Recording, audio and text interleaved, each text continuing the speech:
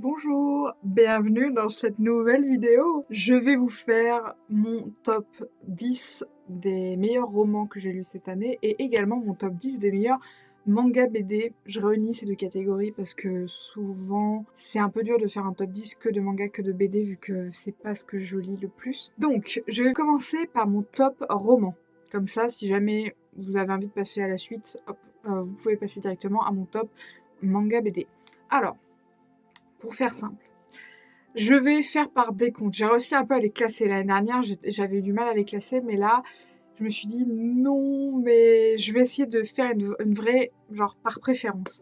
Donc, dans mon top 10, en 10e position, nous avons La Lagune de Ludmilla Telonté. Alors, La Lagune, je vous en ai parlé plusieurs fois en vidéo. J'ai beaucoup fait par rapport à mon ressenti personnel. De toute façon, vous savez, c'est pas du tout un classement objectif. Les seuls objectifs, c'est moi, est-ce que j'ai aimé ou pas? Et oui, j'ai aimé. La Lagune, je pensais pas qu'il serait dans ce top 10 parce que je pensais que j'avais lu plein d'autres romans que j'ai adorés. Je dis pas qu'il est pas bien, attention. Mais en fait, quand je suis arrivée dans mon top, je me suis dit non, mais quand même, il me proposait quelque chose de nouveau que je n'avais jamais lu ailleurs.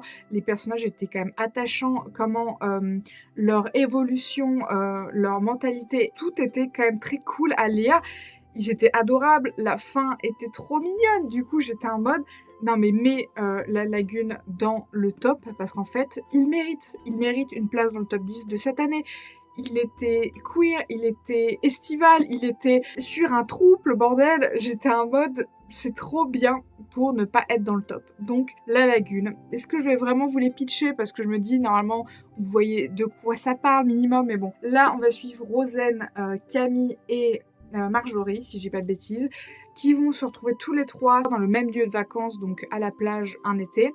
Rosen, elle débarque parce qu'elle vient de terminer ses études et qu'elle va commencer à bosser à partir de septembre et elle veut respirer et prendre du temps pour elle avant d'attaquer cette nouvelle période. Camille, lui, il vient en vacances ici depuis des années, il vient tous les ans ici faire du surf. Et enfin, Marjorie vient de quitter son taf horrible et a décidé de claquer toute la thune qu'elle avait pour pouvoir profiter à fond de ses vacances sans que personne vienne la faire chier.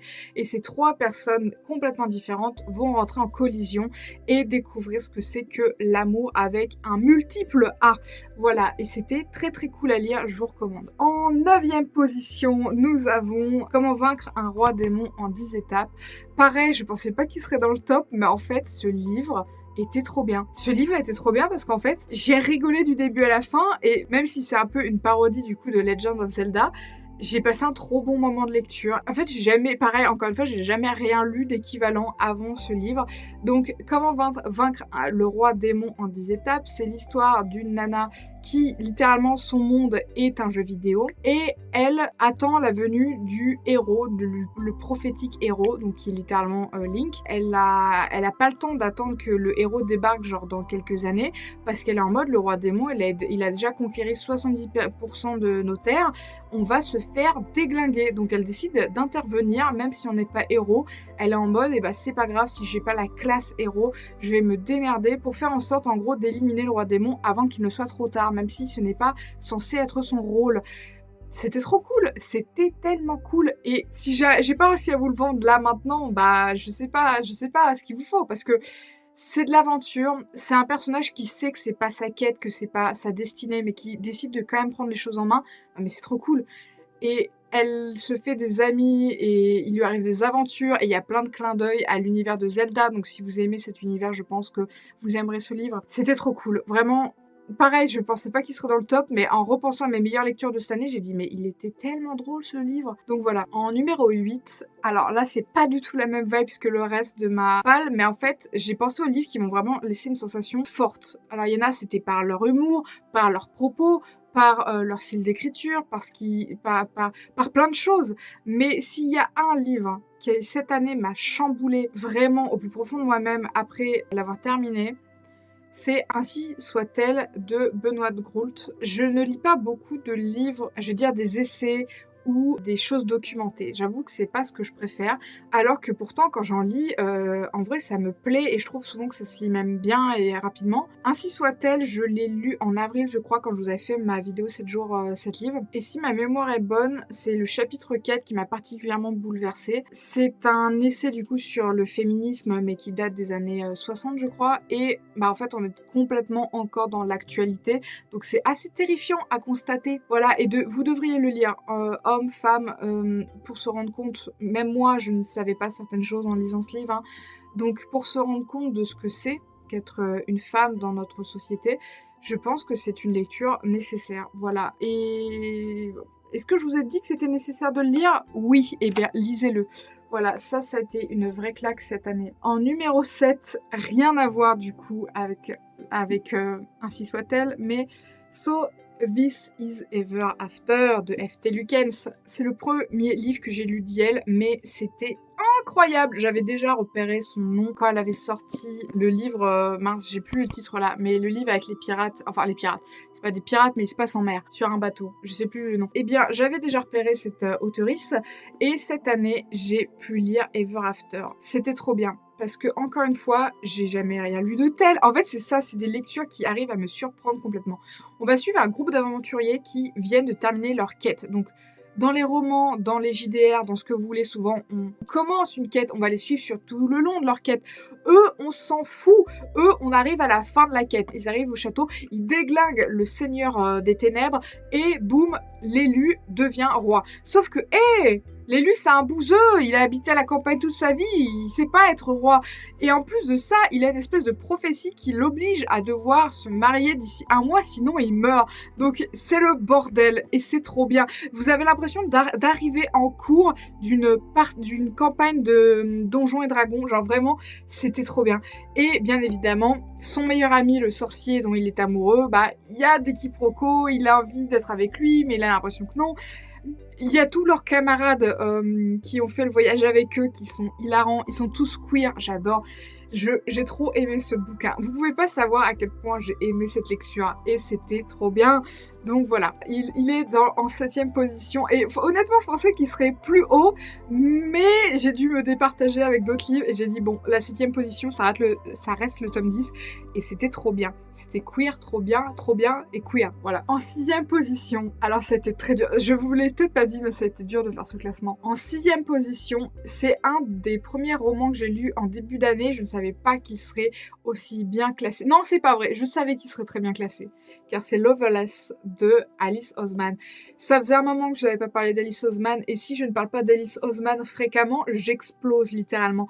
J'adore ce qu'elle fait. Là, j'attends qu'une hâte, c'est de lire le dernier tome de Heartstopper, et en même temps, j'ai pas envie que ça se termine, parce que c'est clairement mon doudou, je vais dire ce manga, mais c'est peut-être plus une BD. Et tous ces romans sont incroyables. D'ailleurs, je l'avais acheté l'année dernière, je l'ai lu en début d'année, j'ai adoré bien évidemment, et il me reste plus qu'un seul roman d'Alice Oseman à lire, c'est Silence Radio, et j'ai trop envie de le lire, hein. Mais je ne veux pas le lire, parce que après j'aurais terminé tous les livres d'Alice Oseman, et moi j'ai besoin de lire des livres d'Alice Oseman, donc j'ai pas envie de les terminer en fait. Les livres d'Alice Oseman, c'est trop bien en fait, c'est tout ce que j'aime, et elle écrit tellement bien les personnages, elle aussi, c'est un truc de fou. Loveless, c'est l'histoire d'une jeune fille. Je crois que c'est Georgia ou Georgina. C'est Georgia. Ouais, je me rappelle encore. Georgia qui, en fait, adore les comédies romantiques, les chansons d'amour, tout ça. Et elle se demande quand est-ce que ça sera son tour. Elle va à la fac avec ses 2 meilleurs amis. Donc, je me rappelle plus leur nom, mais c'est en gros lui et elle, ses meilleurs amis. Elle est trop contente parce que ses amis ont vraiment une place importante dans sa vie. Et en fait, elle va faire la rencontre du coup de sa nouvelle coloc, qui est cette jeune femme. Et en fait, elle va découvrir qu'elle est probablement aromantique et asexuelle. C'est le premier roman que je lis où c'est l'histoire d'un personnage principal qui raconte du coup cette expérience-là. C'était trop bien, c'était incroyable, c'était tellement bien en fait. Je ne pourrais pas vous expliquer à quel point en fait elle va un peu tomber de haut parce que toutes ses croyances, tout ce qu'elle pensait connaître, littéralement ça s'effondre un peu sous elle. Elle a du mal à gérer, il va y avoir aussi des conflits avec ses amis parce qu'il y aura des quiproquos, des malentendus, bref. Et ce roman, Alors c'est horrible, hein, mais je crois que j'ai pleuré quasiment, pas toute ma lecture parce qu'au début non, mais il y a un moment j'ai pleuré tout le temps, quoi. Mais un truc de fou. Qu'est-ce que j'ai pleuré en lisant ce roman, mais c'est pas parce que c'est pas bien ou j'ai juste l'émotion, quoi. Donc Loveless de Alice Oseman, c'était vraiment une pépite, j'y pense encore de temps en temps. Et là, j'avoue, de vous en reparler, je suis en mode, oh, j'aimerais bien le relire. Mais je suis en mode, ah, je l'ai déjà lu il y a quelques mois, je vais peut-être attendre un peu avant de le relire. Mais c'était vraiment incroyable. Vraiment, n'hésitez pas, si vous aimez Heartstopper, vous aimerez la littérature de Alice Oseman. Vraiment, c'est une valeur sûre. Et si vous voulez lire des livres queer, mais Alice Oseman, mais foncez, c'est incroyable. Eh bien, j'ai mis Lights Out, Derrière le masque, en 5e position. Alors, je l'ai lu le mois dernier, donc en novembre, mais en fait, encore une fois, je n'ai jamais rien lu de tel. C'est une rom-com dark, une dark rom-com. Je n'ai rien lu de tel. Donc c'est l'histoire de Ali qui est infirmière à l'hôpital et qui a un peu un kink sur les réseaux. Elle regarde pas mal de vidéos de mecs avec des masques qui se mettent en scène, c'est un peu friand. Et en fait, il s'avère qu'elle a déjà rencontré quelqu'un qui a les mêmes fantasmes qu'elle et qui va décider de réaliser tous ces fantasmes.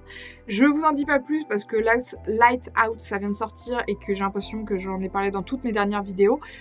C'était trop bien. Je n'ai jamais lu un livre comme ça. Ils arrivent à rendre ça mignon, le stalking.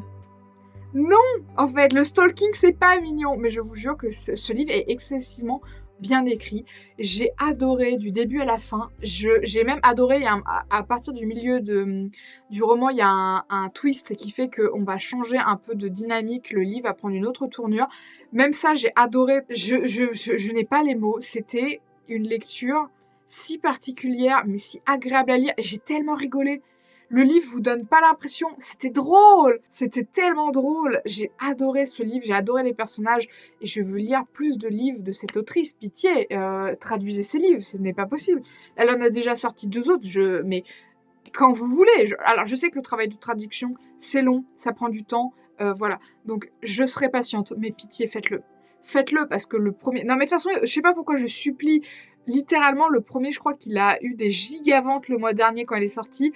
Il n'y a aucun monde où ils traduisent pas la suite. Bref. Donc, Lights Out, Derrière le masque, est mon numéro 5 de cette année parce qu'il était creepy, drôle et avec le respect du consentement, alors que c'est une dark rom-com. C'était tout ce que je voulais lire en fait en lisant ce livre. Je ne le savais pas, mais c'est tout ce que je voulais. Numéro 4, alors ça y est, là on atteint presque le podium. Il s'est battu avec mon top 3, mais il ne trouve que la 4e place, qui est déjà une très bonne place. Un automne pour te pardonner de Morgane Moncomble. Alors, je vous explique. Je l'ai aussi lu le mois dernier, donc c'est fou parce que j'ai l'impression que mes meilleures lectures ont toutes été faites soit en début d'année, j'en ai quand même 2-3, vous verrez, cet été, genre en juin, juillet, et les dernières, c'est novembre. Genre, j'ai pas compris, j'ai dit, ah d'accord, octobre-novembre, j'ai eu des très bonnes lectures. Je digresse. Un automne pour te pardonner de Morgane Moncomble. Je ne regrette pas de l'avoir lu, vu qu'il est dans mon top de cette année. On va suivre, du coup, Camélia, qui est une jeune femme qui est en plein dans ses études de droit, qui va bientôt valider son diplôme, et qui se retrouve mêlée à une affaire car elle devient l'avocate, ainsi que sa tutrice, parce qu'elle n'est pas encore avocate, de son pire ennemi qui n'est autre que Lou McAllister, qui est un des garçons qui l'a harcelé quand elle était au lycée. Et pourquoi est-ce qu'elle décide de le défendre? Eh bien, tout simplement parce qu'elle veut le voir payer. Sauf que il va y avoir un début de romance entre eux. C'était trop bien. Je pense que si vous êtes sorti de votre grotte ces 2 dernières années et que vous avez un tout petit peu suivi les livres des booktubeuses, vous l'avez forcément vu passer. C'était trop bien. Je n'ai pas les mots. J'ai adoré. C'est sûrement une de mes romances préférées de cette année, donc il n'est jamais trop tard pour lire des bonnes romances, vu que je l'ai lu en novembre. Je n'ai pas envie de vous épiloguer, mais vraiment, c'était trop bien. Il y a vraiment une ambiance automnale, un peu Dark Academia avec ce côté universitaire. Du coup, elle va défendre Lou parce qu'il aurait commis un meurtre. Celui de son meilleur ami, mais pas que, c'était également son amant. Oh, tout porte à croire que Lou a commis ce meurtre et en fait, non, c'était pas lui. En fait, vous vous doutez très bien vu que vous allez alterner entre le point de vue de Camélia et de Lou. Bon bah quand vous êtes dans Lou, vous savez très bien, quand vous êtes dans Lou, ah non, sortez de Lou, bande de... Ah, dégueulasse. Non, quand vous êtes du point of view de Lou, vous comprenez qu'il est innocent, il a été piégé et il veut savoir qui a fait ça. Je veux plus lire de romances où il y a un meurtre parce qu'en fait, le côté enquête et romance mélangés, il y a 2 intrigues parallèles, j'aime beaucoup. C'était très agréable à lire. Voilà, bravo Morgane Moncomble, continue. Là, elle est en train d'écrire, je crois, ça devrait sortir en début d'année prochaine. Elle fait une trilogie de romances, je crois, historiques. Il y a moyen que je les achète dès qu'ils sortent parce que, bah, elle a prouvé que c'était une valeur sûre, donc je verrai. Mais Morgane Moncomble, bah, ça fait un moment que j'entends son nom et elle mérite clairement toute la hype qu'il y a autour d'elle. Genre, franchement, bravo, tu fais incroyable. Tu fais... Voilà, mais en fait, je suis tellement excitée de vous faire le top, je parle hyper vite, je suis désolée, je m'en excuse. Bravo pour ton travail, ton succès est mérité, j'adore ce que tu fais, continue comme ça. Donc, on rentre dans le top 3, donc mon top 3. Ça va faire débat, parce que je sais qu'il y a plein de gens qui aiment pas, mais en fait, il faut que vous compreniez que moi, on m'avait prévenu dans quoi je mettais les pieds, donc ça ne serait pas tout beau, tout propre comme histoire d'amour, et que cette série, oui car c'est une série, je ne peux pas mettre tous les livres de cette série dans ce top, donc j'ai choisi un tome en particulier, m'a tenu en haleine toute l'année et je vous en ai beaucoup parlé, donc vous ne serez peut-être pas surpris si je vous dis que Magnolia Parks est en top 3 de mes livres préférés de cette année. Magnolia Park, c'est l'histoire de Magnolia qui est une bourgeoise londonienne qui a une vie un peu compliquée parce qu'en fait, elle est encore amoureuse de son ex avec qui elle n'est plus depuis 2-3 ans, je crois, au début du tome 1, mais dont elle est toujours amoureuse et en fait, on va suivre leur histoire sur plusieurs tomes. J'ai pris le tome 3 parce que... Le tome 3, en fait, je peux pas vous l'expliquer parce qu'à la fin, il se passe des trucs, des dingueries. Je pense que c'est mon tome préféré.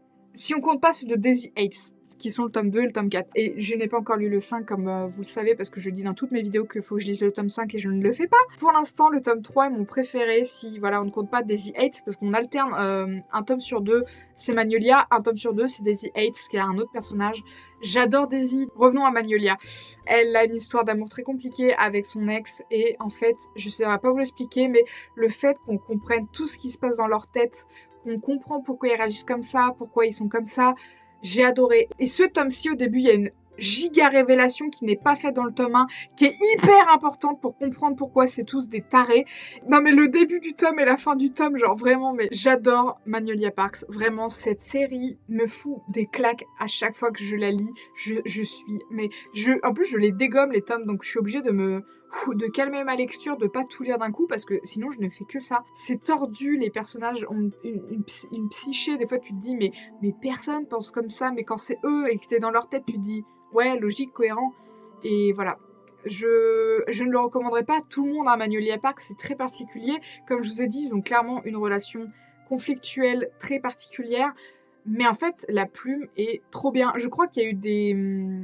Je crois que l'autrice qui est Jessica Hastings a eu des petits problèmes parce que il y a quelques temps, elle aurait déclaré qu'elle cédait de l'IA pour ses romans. L'IA, c'est un truc qui me saoule. J'ai pas envie d'épiloguer pour l'IA. C'est un truc que moi qui m'exaspère. Tout le monde essaye de vous le vendre à toutes les sauces l'IA. Moi, ça me fatigue. J'ai pas envie. On vivait avant sans IA. Maintenant, vous nous le rendez comme le truc indispensable. Vous me saoulez avec l'IA, donc j'étais un peu déçue quand elle a dit qu'elle utilisait de l'IA pour ses romans, sachant que j'adore ses romans. C'est tout, je vais passer à autre chose, mais voilà, sachez que ça me fait un peu mal parce que j'aime vraiment son style d'écriture, mais je sais pas à quel point elle utilise de l'IA. En tout cas, sa saga Magnolia Parks est super. En deuxième position, ça a été dur de faire mon top 3, mais I Was Born for This d'Alice Oseman, encore elle finalement. Ça a été une des premières lectures de l'année qui m'a mis une claque, mais un truc de malade. Vraiment, I was born for this. En fait, elle écrit des histoires d'amour qui ne parlent pas d'amour romantique. Parce que Loverless, ça va parler de l'amour amical, de l'amour qu'on a... en fait, pour les autres gens, on n'est pas obligé d'aimer romantiquement dans sa vie. Et c'est souvent des choses qu'on délaisse dans nos vies parce qu'on nous vend que l'amour romantique, le couple, le mariage, nanani. Bah non, en fait, les autres formes d'amour sont importantes. Et là, on va avoir le point de vue d'Angel. Angel, qui est une jeune femme musulmane qui est fan d'un groupe de rock. Et en fait, bah, ça va parler de l'amour des fans envers un groupe, mais parfois peut-être un peu trop. Et de l'autre côté, on a le point de Jimmy Kagarichi, qui est le chanteur du groupe de rock. Et du coup, on va voir son point de vue à lui. C'est une personne trans. C'était trop bien. Rien que d'y repenser. Non, mais c'était tellement bien. J'ai adoré ce livre. Et je prie les dieux, mais vraiment, s'il vous plaît, écoutez-moi, pour que Alice Oseman fasse une pseudo-suite où on suivrait Jimmy et Lister, qui est le 3e membre du groupe. Mais vraiment, s'il te plaît, Alice Oseman, ces personnages étaient trop bien écrits. J'ai envie que tu fasses une suite. J'ai pas envie de les laisser partir, s'il te plaît. Écris d'autres romans avec eux, je t'en supplie. Donc, voilà, au fond de moi, j'espère qu'Alice Oseman n'a pas renoncé à ces personnages et qu'elle pourrait faire une suite où on suivrait, du coup, Jimmy et Lister, mais au fond de moi, je sais que ça n'arrivera pas. Je le sais, mais j'aimerais tellement, s'il te plaît, Alice. Mais voilà. Donc, I Was Born for This, voilà, c'est vraiment, on suit Angel qui va enfin voir son groupe de rock. Donc voilà, c'était une de mes meilleures lectures de cette année. C'était trop bien, j'ai adoré. Y a rien à dire de plus, à part que, s'il te plaît, Alice, écris encore, s'il te plaît. Donc voilà, du coup, il ne me reste plus que mon top 1. Eh bien, mon top 1 de cette année n'est nul autre que Le Chant du Loup, le tome 1 de T.J. Klune. Ça a été un coup de cœur, je l'ai lu cet été, quand j'ai acheté ma liseuse, et je crois que je l'ai eu en juillet, ma liseuse. C'est le premier livre que j'ai lu sur ma liseuse, et alors... Quel banger, mais incroyable. Le Chant du Loup, c'est l'histoire d'un garçon. Le livre commence et en fait, il se fait abandonner par son père, qui est un énorme connard, mais certes, ça reste traumatisant. Et en fait, on va le suivre du coup de son enfance, adolescence jusqu'à l'âge adulte. Et en fait, quand il est ado, il y a une famille qui vient s'installer dans la maison à côté de lui. Et il va faire la rencontre d'un jeune garçon avec qui il va être très proche, ça va devenir un peu son meilleur ami. Et en fait, en grandissant, du coup, ils deviennent tous les deux adultes et il se rend compte qu'en fait, ce jeune garçon est amoureux de lui depuis toujours.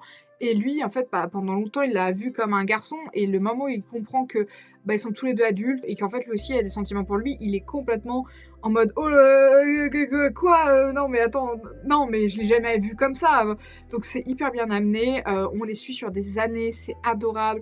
Il se passe plein de trucs dans ce livre. Il y a des enjeux, il y a des menaces, ça parle du coup parce que j'ai oublié de le préciser, mais du coup ça s'appelle pas Le Chant du Loup pour rien. En fait, ce garçon qui vient s'installer à côté de chez lui, toute sa famille, ce sont des loups-garous. Et en fait, il va apprendre à les connaître, à comment ils sont entre eux dans la meute et tout. Et le livre est incroyable et il y a 3 suites. Et je n'ai aucune excuse pour ne pas avoir encore lu les suites. Parce que c'est trop bien.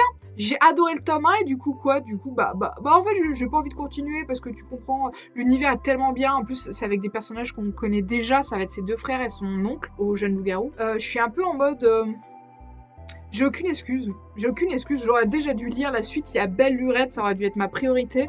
Il n'y a pas un monde où j'ai une excuse valable de ne pas avoir continué ce livre. Mais sachez que Le Chant du Loup est un excellent, excellent roman. Et je me rends compte là, en regardant mon top 3, que Le Chant du Loup et Magnolia Park, ce sont des romans qui m'ont été recommandés par About Estelle. Oui, je parle tout le temps d'About Estelle. Écoutez, elle lit des trucs trop bien et j'aime trop quand elle donne son avis et elle a trop une énergie agréable, j'aime trop cette meuf. Genre vraiment, à chaque fois qu'elle sort une vidéo, je suis heureux dans ma vie, voilà. Donc merci Estelle pour ces recommandations car grâce à toi, j'ai lu plein de très bons livres cette année. Merci. Maintenant, je vais passer à mon top BD manga. Alors, en 10e position, j'ai mis Le Clan des Pots, qui est un manga. Techniquement, j'avais lu le tome 1, donc là, je vous ai mis le tome 2. J'avais lu le tome 1 en début 2024. J'étais un peu sceptique. Et en fait, on va suivre 2 personnages qui sont des vampires. En fait, on va suivre leur vie vampirique, donc ils vont traverser les époques, les années, les gens qu'ils rencontrent. Et en fait, toutes ces petites histoires mis bout à bout forment un énorme récit, une toile. Et en fait, le tome 2, c'est même pas vraiment la conclusion, parce que j'ai cru comprendre en discutant avec ma meilleure amie qui les a également lus, et qui a adoré elle aussi, qu'il y a eu d'autres histoires avec un des personnages principaux de l'histoire. Et en fait, j'ai trop aimé. C'est, encore une fois, en fait, c'est des personnages qu'on suit sur un long terme, qui ont une certaine évolution. C'est queer et en même temps pas que. Ce manga est vraiment une pépite. Le tome 1, je l'avais trouvé un peu long, je voyais pas forcément où ça voulait en venir, mais alors le tome 2 a fini de m'achever dans le fait qu'en fait c'était génial et que clairement j'étais passée à côté de quelque chose. Bref, j'ai adoré Le Clan des Pots en termes d'œuvre. Je le trouve fantastique ce manga. Je trouve il est sorti il y a longtemps, hein, je sais plus de quand datent les premières histoires, il y a même une frise chronologique de quand est-ce que c'est sorti au début du tome. Mais elle était trop en avance sur son temps, ou alors à l'inverse, le temps n'était pas assez en avance pour elle, je ne sais pas. Mais le Clan des Pots, c'était incroyable, vraiment. C'est vraiment un super manga et j'étais trop contente de l'avoir terminé du coup cette année. En 9e position, j'ai mis la BD Je suis leur silence. Je l'avais vue passer quand elle était sortie et je ne l'ai lue que cette année. Et en fait, de temps en temps, je repense à cette BD. On va suivre une jeune femme qui est chez son psy et en fait elle entend les voix je crois de 3 anciennes femmes de sa famille qui ont toute une histoire. Je crois que ça se passe à Barcelone, je crois que ça se passe en Espagne si je dis pas de bêtises. D'ailleurs j'ai cru voir qu'il y a une suite avec le même personnage qui est sortie. Je vous le mettrai si je retrouve la couverture. J'ai pas retenu le titre. Mais Je suis leur silence, du coup, on va suivre ce personnage. Vraiment, j'étais en mode, mais elle est trop cool. Je l'ai trop aimée, cette héroïne. Et en fait, elle est chez son psy et elle lui raconte ce qui lui est arrivé récemment. Et en fait, on va reprendre le fil d'une histoire qui lui est arrivée récemment. C'est une enquête pour meurtre. En fait, elle est psy et c'est une de ses clientes régulières qu'elle suit depuis longtemps qui lui demande de venir pour la remise du testament de sa grand-mère. Elle n'est pas encore décédée, sa grand-mère, mais elle a décidé de le faire de son vivant, de remettre son testament. Et en fait, son fils aîné meurt la veille de la déclaration du testament, il me semble. Et en gros, elle va enquêter sur ce meurtre. C'était trop bien. J'ai adoré le personnage, j'ai adoré les intrigues, c'était trop cool. Même la fin m'a surpris, j'ai trop aimé.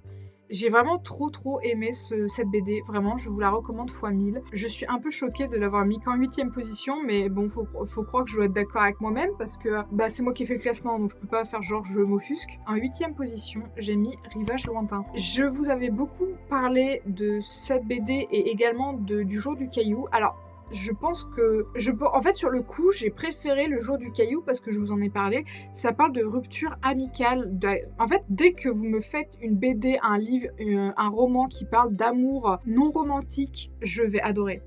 Et en plus, des fois, les barrières sont floues et c'est évoqué dans le jour du caillou. Et en fait, j'ai adoré le jour du caillou, mais étonnamment, quand je repense, du coup, je les ai lus le même jour ou le lendemain peut-être, mais très proche, rapproché le jour du caillou et Rivage lointain. Rivage lointain m'a beaucoup plu, mais je pensais avoir préféré le jour du caillou. Mais en fait, j'ai beaucoup plus repensé après coup à Rivage lointain. Parce que l'histoire, la fin, je l'ai adorée. Vraiment, non mais... En plus, c'est pareil, c'est des personnages qu'on va suivre sur des années. On va suivre leur évolution et en fait Rivage lointain il m'a laissé une sensation, je pourrais pas vous l'expliquer. Je me suis sentie trahie, j'ai à la fois compris les choix de certains personnages et à la fois j'étais horrifiée qu'ils aient fait ce choix là et la fin, j'ai adoré la fin. Cette BD m'a trop parlé, je ne saurais pas vous l'expliquer mais Rivage lointain c'était incroyablement bien.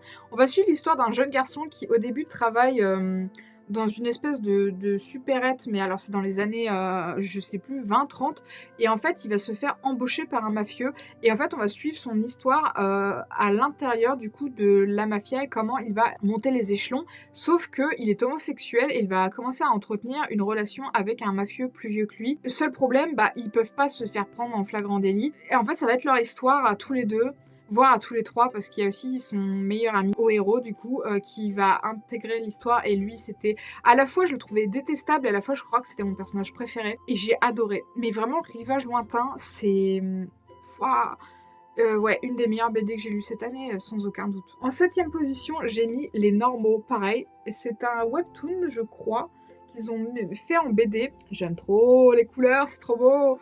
Et en fait, c'est une histoire fantastique où on vit... Alors, ce sont un sorcier en apprentissage et un vampire qui se passe dans un Paris alternatif. En gros, il y a 2 mondes. Il y a notre monde à nous où il y a les humains, et en fait, il y a le même monde... C'est comme si vous preniez un tram, et hop, vous arrivez dans le même monde, mais c'est plus le même monde. Genre, c'est les mêmes décors, les mêmes rues.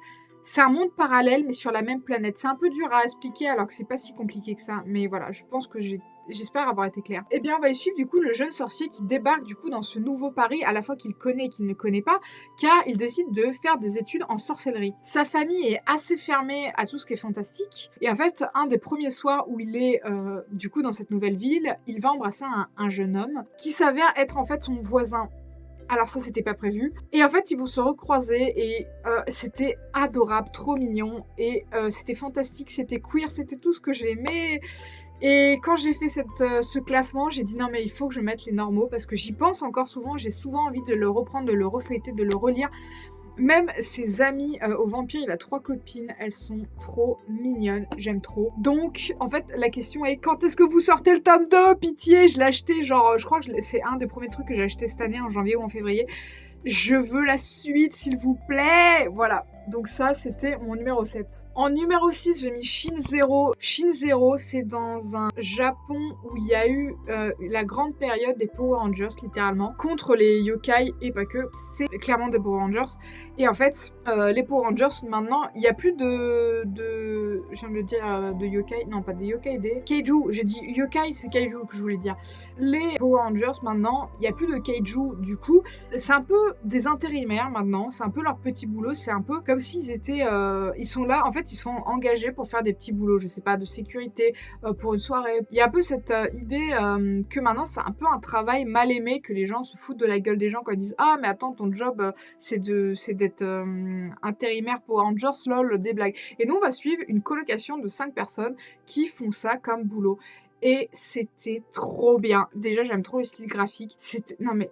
C'était trop bien. En plus, on retrace l'histoire du coup des Power Rangers à la fin du bouquin où il y a un peu une échelle et tout. Il y en a un, il est persuadé en fait d'être un peu le héros principal du manga, sauf qu'en fait, bah t'es dans le vrai monde. En fait, bah t'es pas le héros du manga que tu crois être.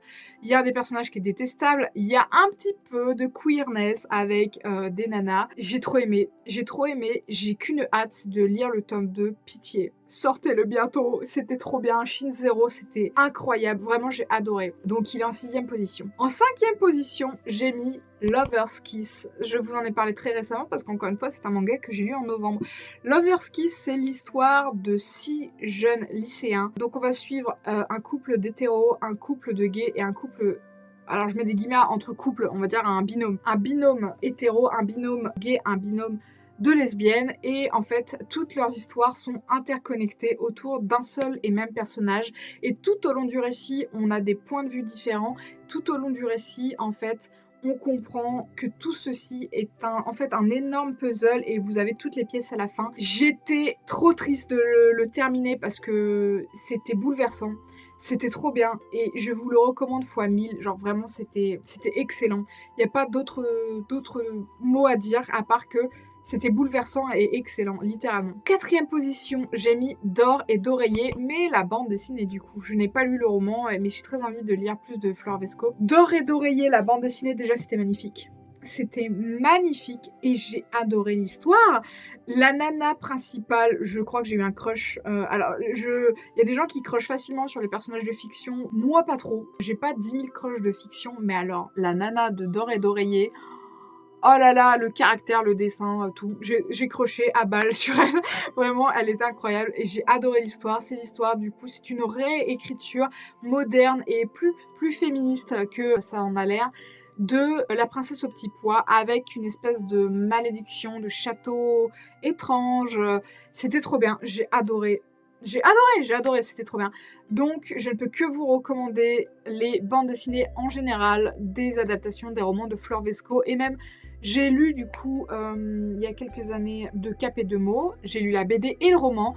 Lisez les romans de Fleur Vesco, c'est toujours une valeur sûre, j'aime trop ce qu'elle fait et j'aime trop qu'ils adaptent ces romans en BD parce qu'en plus ils mettent des images magnifiques sur des mots incroyables. Voilà. Le top 3, ça a été difficile, mais j'ai décidé de mettre en 3e position Impénétrable, la bande dessinée. Je l'ai lu assez tôt aussi cette année, il me semble, à peu près quand elle est sortie.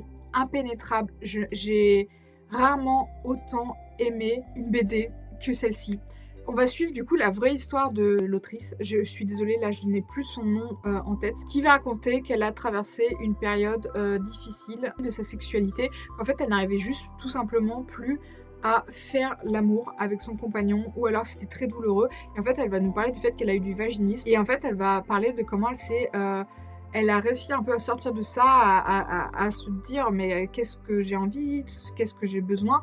Et c'était trop bien. J'ai adoré cette BD, c'était un truc de fou. Je vous la recommande parce que je pense qu'on se rend pas compte de beaucoup de choses dans notre vie tant qu'on les a pas vécues, et c'est ça que j'aime dans les livres. En fait, vous pouvez vous mettre à la place de certaines personnes alors que ça ne vous est jamais arrivé, mais le fait d'avoir de l'empathie pour les situations d'autrui et d'autres choses, c'est ça qui vous fera, encore une fois, être plus compatissant et être plus ouvert, tout simplement, d'esprit. Impénétrable, ça a été une claque. Je l'avais lu en numérique, mais il faut que je l'achète physiquement parce que je dois avoir cette BD dans ma bibliothèque. Rien que de vous en reparler, j'ai envie de la relire, de la refeuilleter.